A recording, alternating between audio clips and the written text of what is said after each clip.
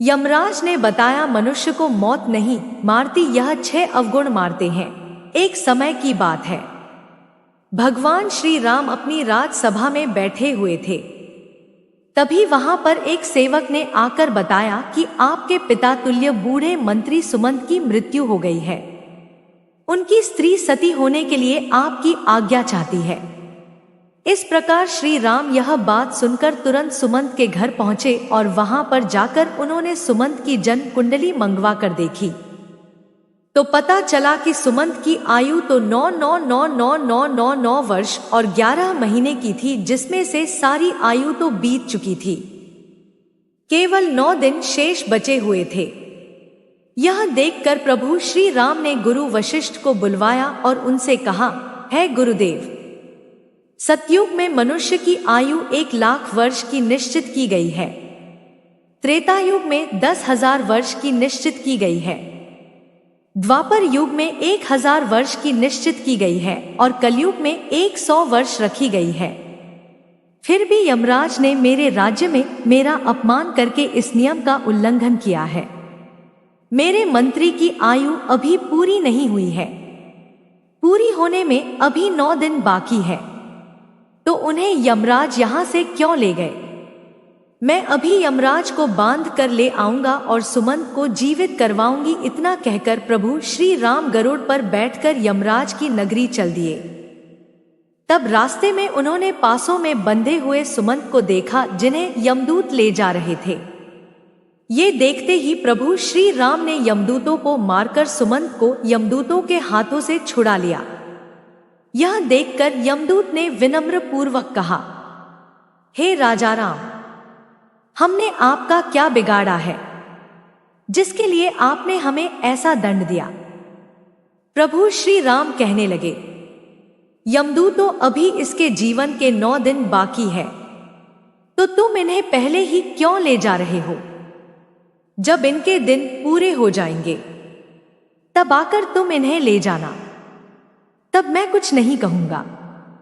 इस प्रकार प्रभु श्री राम की बात सुनकर यमदूत कहने लगे कि हे राजा राम, इनका जन्म एक अजीब तरह से हुआ था। पहले दिन इनकी मां की कोख से दोनों हाथ और मुख बाहर आए थे और धीरे धीरे उनके पूरे शरीर को बाहर आने में पूरे 9 दिन लग गए थे।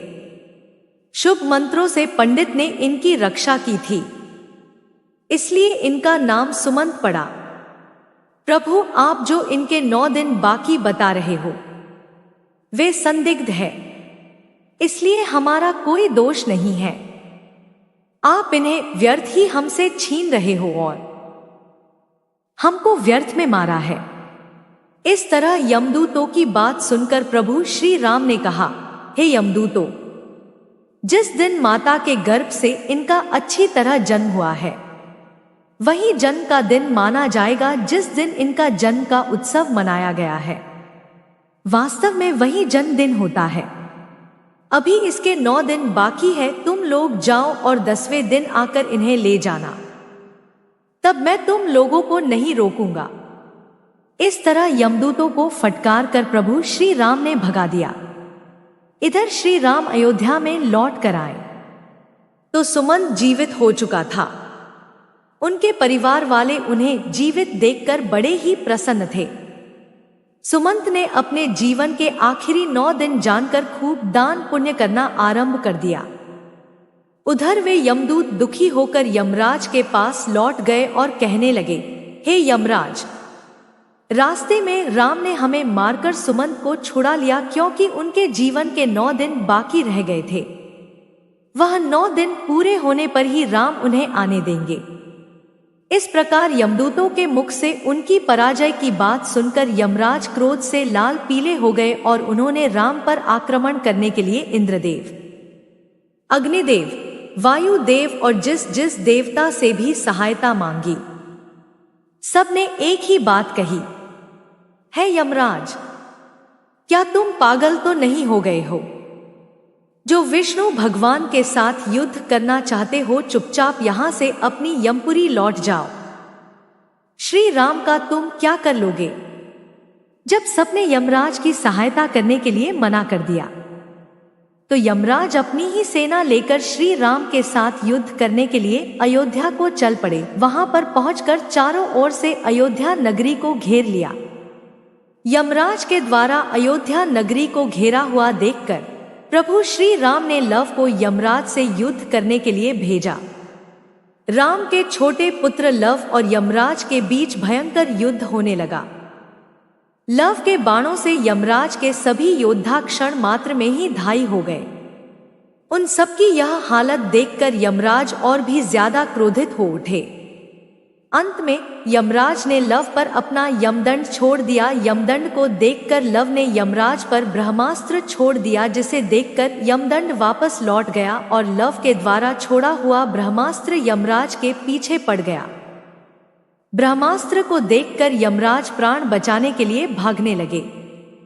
उधर जब सूर्यदेव ने देखा कि ब्रह्मास्त्र से यमराज का बच पाना मुश्किल है, तो घबराकर सूर्यदेव राम के छोटे पुत्र लव के पास आए और प्रार्थना करने लगे, हे पुत्र, इस ब्रह्मास्त्र को लौटाकर यम के प्राण बचा लो, क्योंकि तुम हमारे ही वंश में उत्पन्न हुए हो और यह यमराज मेरा ही बेटा है।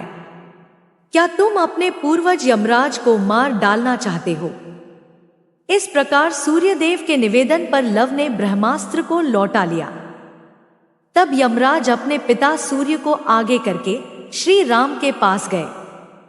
श्री राम ने सूर्य देवता का पूजन किया और यमराज ने श्री राम से क्षमा मांगी। युद्ध भूमि में जितने भी आदमी मर गए थे, उन पर इंद्रदेव ने अमृत वर्षा करके सबको जीवन दान दिया। उसके बाद श्री राम ने यमराज से कहा कि जब तक मैं अयोध्या नगरी पर शासन कर रहा हूं, तब तक तुम उन्हीं मनुष्यों को अपने लोक में ले जा सकते हो जिनकी आयु पूर्ण हो चुकी है। उसी दिन से राम ने पूरी पृथ्वी पर यह घोषणा करवा दी कि आज के बाद कोई मनुष्य अपने नित्य कर्म को ना छोड़े, ब्राह्मणों का कोई अपमान ना करे, किसी के साथ द्वेष भाव ना रखें, कोई किसी के धन को ना चुराए और अगर धन चुराए तो उसे दंड मिलेगा। दुराचार को कड़ा दंड दिया जाएगा। धर्म कर्म सदा होता रहे। यदि किसी की अकाल मृत्यु हो तो तुरंत हमारे पास लेकर आए, उसे तुरंत जीवित किया जाएगा। यमराज को भगवान श्री राम ने यह सख्त निर्देश दिया था कि हमारे राज्य में कभी भी किसी की अकाल मृत्यु नहीं होनी चाहिए। तब यमराज ने कहा, है प्रभु, मैं तो वैसे भी किसी को नहीं मारता हूं। सब अपने कर्मों से ही जन्म और मृत्यु पाते हैं। मैं तो निमित्त मात्र हूं। आयु पूर्ण होने पर मिलने वाली मृत्यु और अकाल मृत्यु का प्राणी स्वयं ही कारण होता है। इसमें किसी का कोई दोष नहीं होता है।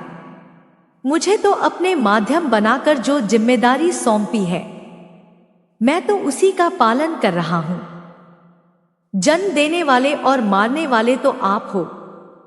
आपके द्वारा लिखे गए दान में से मैं तो किसी के जीवन में एक क्षण ना ही घटा सकता हूं और ना बढ़ा सकता हूं। यह तो आपके हाथ में है। भगवान आप चाहे तो मृत्यु का समय पूरा होने के बाद भी प्राणी को आयु प्रदान कर सकते हैं। आप चाहे तो उसे समय से पहले भी मृत्यु प्रदान कर सकते हैं। आप चाहे तो ब्रह्मा के लिखे हुए लेख को भी बदल सकते हैं और आपने यह किया भी है। आपके राज्य अभिषेक के लिए वश मुनि ने शुभ मुहूर्त निकाला था, फिर भी आपने राजा ना बनकर वनवास धारण किया था। सब कुछ आपकी इच्छा के अनुरूप ही होता है। सुख दुख, जीवन मरण, लाभ हानि मनुष्यों के स्वयं कर्मों की उपज होती है। यह 6 अवगुण मनुष्य की आयु को क्षीण करती है। अभिमान, व्यर्थ का बोलना, त्यागहीनता, क्रोध, उदर पूर्ति, दोष से विद्रोह, यह 6 अवगुण तीखी कटार है जो मनुष्य की आयु को घटा रहती है। यही अवगुण मनुष्य का वध करती है। रावण, कंस, हिरण्यकश्यप, इन्हें मृत्यु ने नहीं मारा। इन्हें मारा था उनके अभिमान ने। शिशुपाल, दुर्योधन, शकुनी, कर्ण को मृत्यु ने नहीं मारा। इन्हें मारा था इनके बड़बोलेपन ने। उसे उसके दोष ही मृत्यु के समीप पहुंचा देते हैं। क्रोध ऐसा राक्षस है जिसके सर पर बैठ जाए उसकी बुद्धि और विवेक को खा जाता है और क्रोधवश ऐसा कर जाता है जो मृत्यु तक स्वयं ही पहुंच जाता है। मनुष्य खाने के मामले में भी कभी कभी वह इतना गिर जाता है कि अच्छा बुरा कुछ नहीं देखता। खाने योग्य वस्तु है उसे भी और ना खाने योग्य वस्तु है उसको भी खा जाता है। तरह के जहरीले पदार्थों का सेवन करने से अपनी आयु को क्षीण कर डालता है। इसमें मृत्यु का क्या दोष है? दोस्त के साथ जो बुरा बर्ताव करता है, उसे धोखा देता है, उसे अपमानित करता है, वह भी मौत से नहीं अपने ओछे कर्मों से मरता है। ऐसा कह के और प्रभु श्री राम को प्रणाम करके यमराज अपनी यमपुरी लौट गए। तो ये थी हमारी आज की वीडियो अगर पसंद आया हो तो वीडियो को लाइक और हमारे चैनल को सब्सक्राइब करें और अपने दोस्तों के साथ शेयर करें। जय श्री राम। धन्यवाद।